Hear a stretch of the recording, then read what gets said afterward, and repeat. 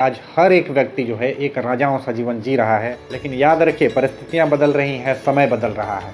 तो आप बच्चों को अगर ज़्यादा काबिल ना बना पाए तो आपके बच्चे कॉम्पीट नहीं कर, आँख नक्श शारीरिक बनावट या उनका जो स्किन टोन है वो तो हम लोगों से उनको मिलता है, लेकिन जो उनका कैरेक्टर है, उनका जो व्यक्तित्व है वो हम लोगों से बिल्कुल भिन्न होगा। इस बात को जितनी जल्दी हम स्वीकार कर लें उतना हमारे लिए पेरेंटिंग आसान होगी। आत्मनिर्भरता एक झूठ है और परस्पर निर्भरता हम लोगों को बच्चों को सिखाना चाहिए। तो ना सिर्फ हम बल्कि हमारे बच्चे भी जो है अपनी अस्मिता को बनाए रखना चाहते हैं, तो उस सम्मान को जो उन्हें घर में मिलेगा वो समाज में भी बनाए रखना चाहेंगे। सुरक्षित माहौल में अपनी देख रेख में बच्चों को गलती करके सीखने का मौका देना हम सभी गार्जियंस का, हम सभी पेरेंट का फर्ज बनता है। पूरी प्रक्रिया में पेरेंटिंग के आप लगातार समसामयिक बने रहिए, ये हमारी ज़रूरत है और मजबूरी भी। ऐसा मैं इसलिए कह रहा हूँ कि बदलाव जो है वो सृष्टि का नियम है। परिणाम, ग्रेड्स और सफलता की हड़बड़ी में आप अपने बच्चों का जो बचपन है वो ना छीनें। नमस्कार, मैं उपेंद्र कुमार आप सभी का स्वागत करता हूँ समाधान में। समाधान जहाँ हम किसी भी विषय, समस्या या परिस्थिति की परिचर्चा करते हैं और उसकी समझ ही बन जाती है उसका फिर समाधान। तो समाधान में पुनः आप सभी का स्वागत है। आज का जो पूर्ण विकसित मानव या ह्यूमन बीइंग है उसने पूरे जीव जगत को डोमिनेट किया हुआ है, यानी पूरी दुनिया के सभी संसाधनों पे एकाधिकार कर लिया है हम लोगों ने। कहीं ना कहीं हम मॉडर्न डायनासोर्स हैं। हर मानव एक राजा की तरह जीवन जीता है, यानी घर महलों के जैसा सुविधाओं से संपन्न, गाड़ी, संचार के साधन देख लीजिए, उसकी सुरक्षा व्यवस्था देख लीजिए या फिर उसके अकाउंट में पड़े पैसे, उसका खजाना, इन सब पे जब आप ध्यान देंगे तो कहीं ना कहीं आज हर एक व्यक्ति जो है एक राजाओं सा जीवन जी रहा है। लेकिन क्या जन्म के समय भी, यानी जब हम शिशु रहते हैं तब भी यही स्थितियाँ होती हैं या स्थिति एकदम भिन्न होती है? तो जन्म के साथ हम बिल्कुल ही निरीह रहते हैं। ना शरीर हमारा विकसित होता है, ना पूरी तरह से मन। हमारे सेंस, ऑर्गन्स और मसल्स जो है लगभग अविकसित से होते हैं। इस परिस्थिति से पूर्ण विकसित होने की जो प्रक्रिया है वो लगभग 15 से 20 साल की होती है, जब हम पूरी तरीके से विकसित होकर वयस्क हो जाते हैं। यानी मानव जाति को आज पूरे संसार में अगर सबसे डोमिनेटिंग जीव होने का एकमात्र कारण किसी एक शब्द में जो है इसका अगर जवाब दिया जाए तो मेरे देखे वो शब्द होगा परवरिश या फिर पेरेंटिंग, जो हमें अपने परिवार यानी माता पिता, परिजन और समाज से प्राप्त होता है, मिलता है। पेरेंटिंग शब्द की उत्पत्ति पेरेंट शब्द से ही होती है। पेरेंट मतलब अभिभावक, और हम में से 99% लोग जो है आजीवन अभिभावक ही होते हैं।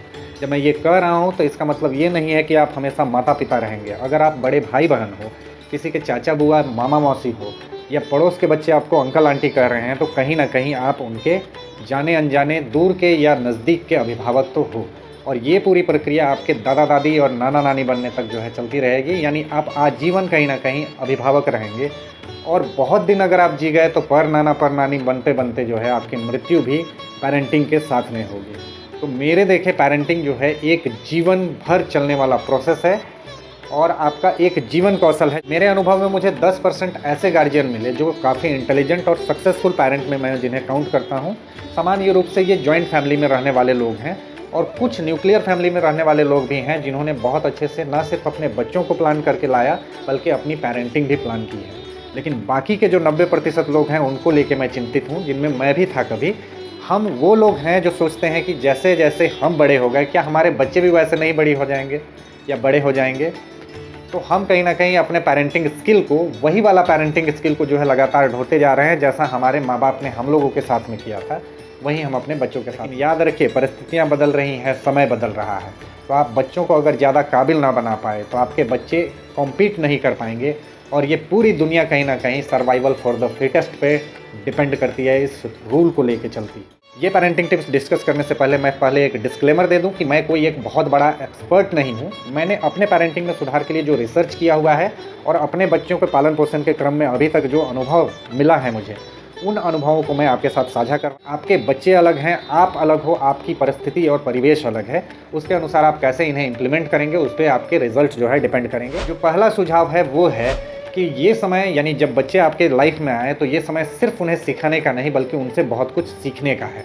कि बच्चे हमसे अधिकतर मामलों में बहुत ज़्यादा बेहतर होते हैं और वो सिर्फ उनका वर्तमान में जीने का कला भर नहीं है, वो बहुत ज़्यादा जिज्ञासु होते हैं, हमसे ज़्यादा इलास्टिसिटी होती है ना सिर्फ उनकी बॉडी में बल्कि परिस्थिति अनुसार स्वयं को वो ढालना जानते हैं।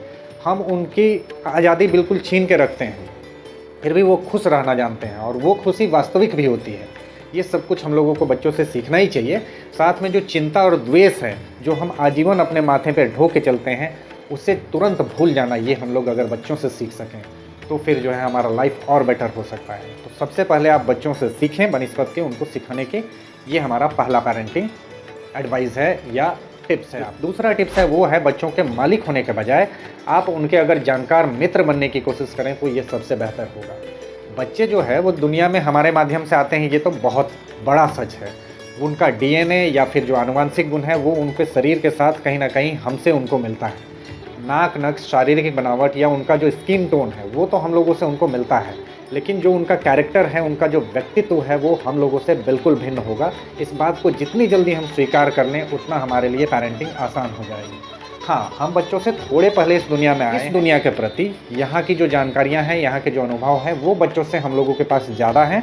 ये अनुभव हम लोगों को उनके साथ साझा करना है और इस अनुभव का इस्तेमाल करके हम लोगों को अपने बच्चों का बेहतर जो है जानकार मित्र बन जाना है, बनिस्बत के उनके मालिक बनने के और उनको गुलाम बनाना। तीसरा सुझाव या टिप्स है वो है सीखने की प्रक्रिया का इस्तेमाल करना सीखें और उसका इस्तेमाल भी करें।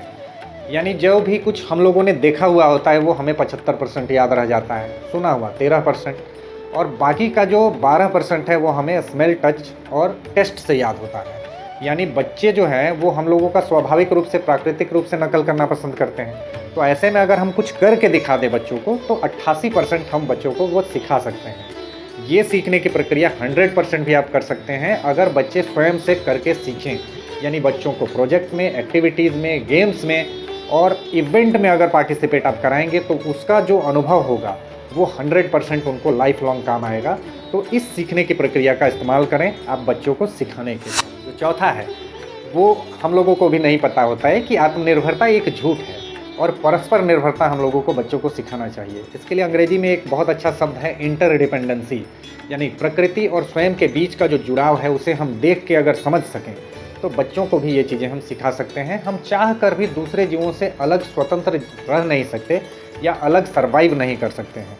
इसी के चलते गांव जरूर ले जाइए, अपने खेत में, धार्मिक स्थलों में, सामाजिक आयोजनों में ले जाइए कि कैसे हम एक दूसरे से इंटरडिपेंडेंट हैं और कैसे मानव एक सोशल प्राणी है। याद रहे, आज नेचर को हम मानवों ने अपनी निजी प्राइवेट प्रॉपर्टी समझने की एक बहुत बड़ी भूल कर रखी है।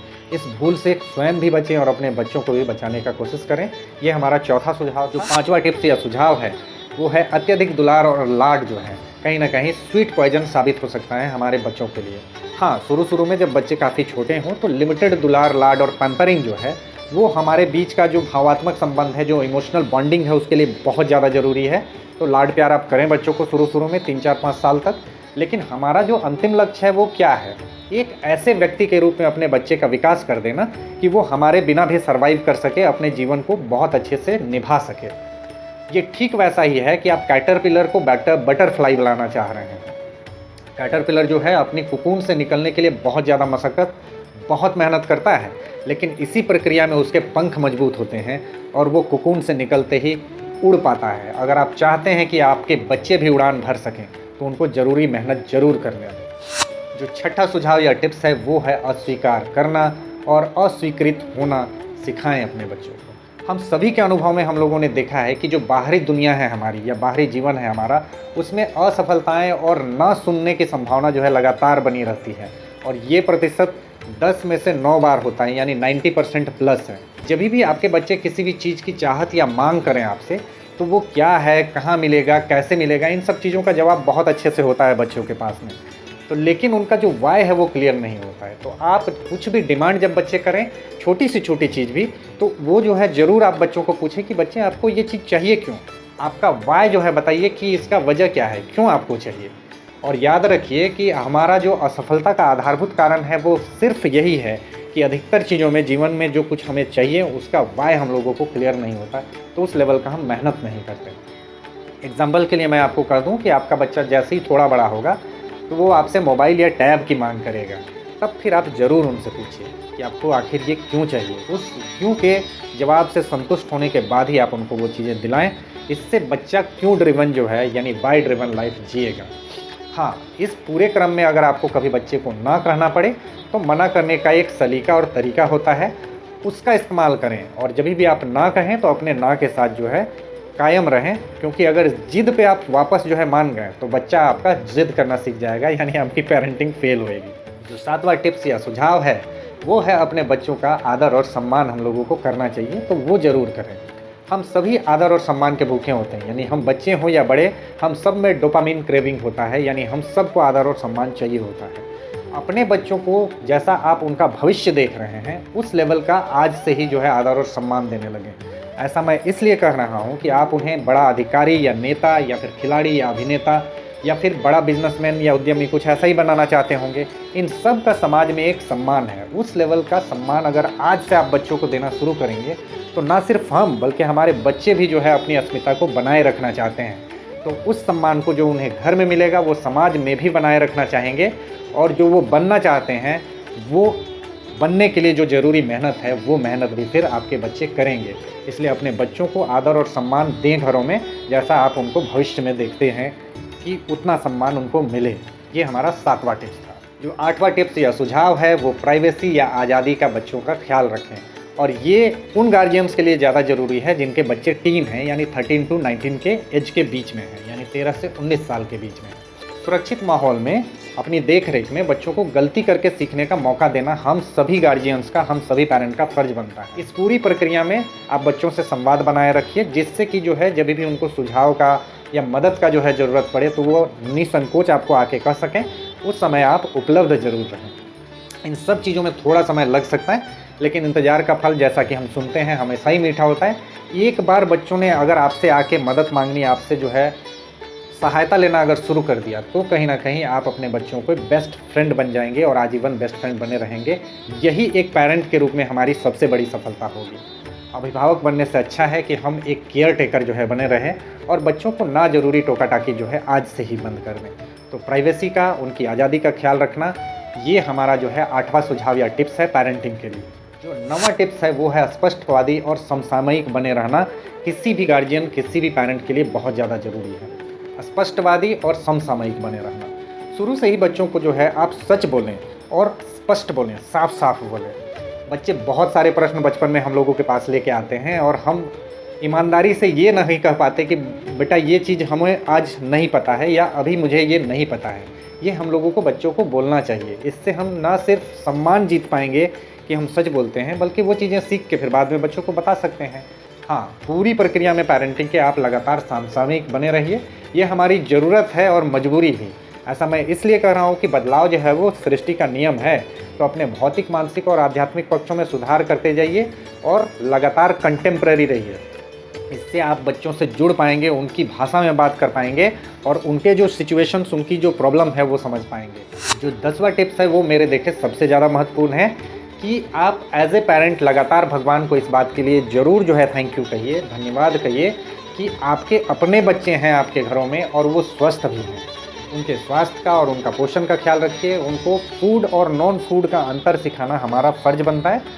इस पूरी प्रक्रिया में, यानी पेरेंटिंग में जो है, बच्चों की जो एक्टिविटीज़ हैं उनको लेके हम लोगों को लगातार जागरूक रहना चाहिए।